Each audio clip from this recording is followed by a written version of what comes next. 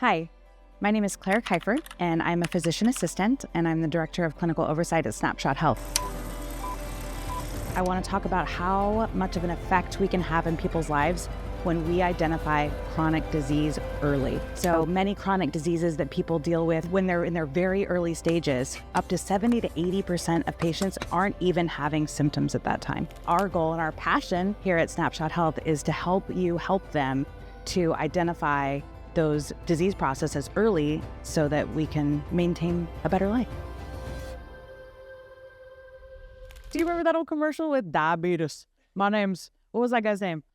Yeah. I'm Wilford Brumley. I'm here to talk to you about your diabetes. So diabetes. Technically, there are two kinds of diabetes. So first we have type 1 diabetes, which is a genetic autoimmune condition, usually identified in early childhood.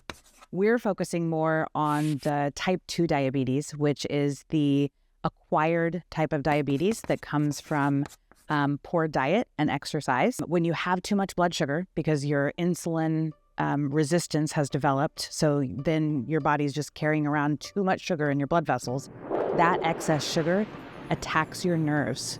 It attacks your blood vessels. It attacks your eyes. It attacks your kidneys. Actually, diabetic retinopathy is the #1 cause of blindness in the United States. It is why the vast majority of people get chronic kidney disease. Our goal is to try to identify people in those early stages of disease.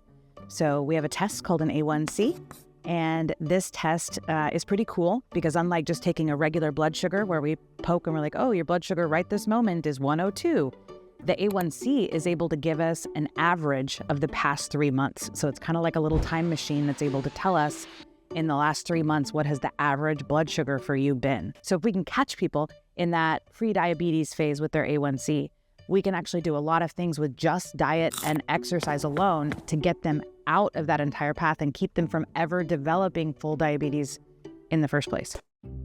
Hypertension, elevated blood pressure. Our blood pressure is made up of 2 numbers. The top number is your systolic and the bottom is your diastolic.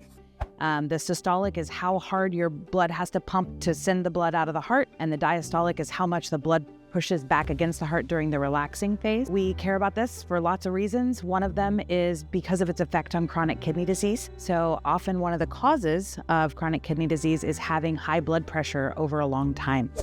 Let's talk about chronic kidney disease, which we call CKD. Kidneys are rocking along. We got 2 of them, our little horseshoes hugging our back. They are doing the job of cleaning our blood all day long, taking out all of the toxins. Most of the time, if you have chronic kidney disease, it's because of your diabetes or your hypertension. Like those are the things that end up killing your kidneys. And so by preventing other chronic diseases like diabetes, like hypertension, we are keeping ourselves from getting chronic kidney disease. And as we know, if you let chronic kidney disease continue to progress, that's when you end up in renal failure, and eventually that's when you need dialysis. The average person, once they start dialysis, they've got 5 to 10 years left to live. Dialysis is financially terrible. You automatically qualify for Medicaid. So the moment you get put on dialysis, they know that the vast majority of people would not ever be able to afford to have that done.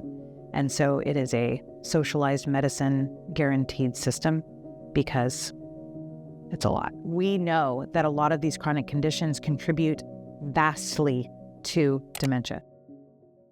You know, if you think about blood vessels sort of as a tree in your brain where you got the big ones coming in and then they get a little smaller all the way out. Well, so when you have real hypertension, your blood pressure is really high, the little outside ones start dying first, and then the little bit bigger ones die. And that is dementia. It's that slow process of if the blood vessels die from the hypertension because the blood pressure is so high, obviously all the neurons that those feed start dying too. So the longer you have that hypertension standing, you're just like slowly killing off one layer in of the brain. And so that is a major cause of dementia. The most common cause of dementia is that slow ticking vascular dementia from long-standing hypertension.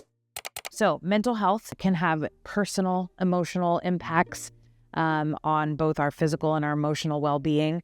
But also mental health can affect a group. Maybe several people in a group have the beginnings of some of these conditions. So say you're pre-diabetic and you're having some big swings in your blood sugar that's making you kind of moody. Somebody else is running around with a really high blood pressure all the time that's giving them a pretty constant headache. And so you combine all those things together and it starts affecting the dynamic. So the dynamic of the group is less productive, less happy. They start kind of, as we like to do with humans, we like to collectively talk about our suffering, and that's all we're talking about, and it kind of can turn into a negative or sort of toxic environment. But the flip side of that, when we're on a team like that and we're all doing something together to improve our health can be contagious. And so we can flip that around, make these simple changes together as a group, rise together, improve our mental health, improve our productivity, improve our long-term longevity, and just really improve the whole atmosphere of everybody around us.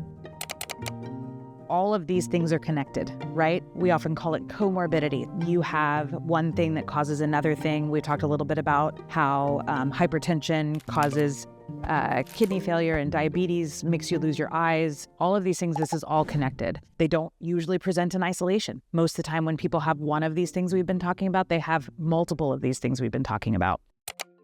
Okay, so let's talk about some really simple things that you can do right now that don't feel super overwhelming, that would actually make a difference in outcomes for you.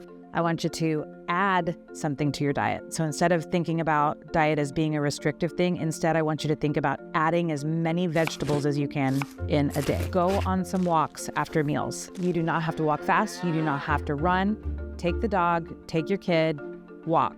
There's actually some significant amounts of hidden salt, which really affects our blood pressure in things like lunch meat and canned soup. Those both feel like healthy things to eat. Like, oh, I'm going to have a turkey sandwich and a bowl of, Campbell's chicken noodle soup. There is an astronomical amount of salt in that meal. Just looking and getting the low sodium versions of things can lower your blood pressure. Are you drinking empty sugary calories? So are you drinking sodas all day instead of water? These are simple things. They don't have to change your world, but they can make a difference in your health. One of the easiest things we can do to extend your life is annual health maintenance screenings. You should be having your blood work done every single year. If we're not screening people, then they don't know that there's something wrong and that there's something to do about it. I work in the ER. I'll get some old farmer guy who will very proudly tell me, I have no chronic conditions. And I'll be like, okay. And we start doing labs. Sir, you have all the conditions and you're currently having a heart attack. It's shocking. It's shocking how even the people that have the diagnosis, no one has ever explained to them the diagnosis. So if we're walking around with half of the United States without a primary care doctor, that means there is an enormous percentage of the population that is definitely not doing annual screening labs. And so they just don't know. I don't know how we can ever expect compliance out of patients with treatment plans, whether that's medical or lifestyle, if they don't understand what it is that is the problem and what we're trying to fix and why that matters to them. It's not just screening, it's screening and education, and they have to go hand in hand. There's a reason that the government mandates that insurance companies cover annual screenings. They make a difference in lives, both in individual lives and at a population level. Any method that can break down the barrier where patients can get this screening is one that's going to improve our city, our community, and our country. So overall, we're able to save a lot of lives with one little step.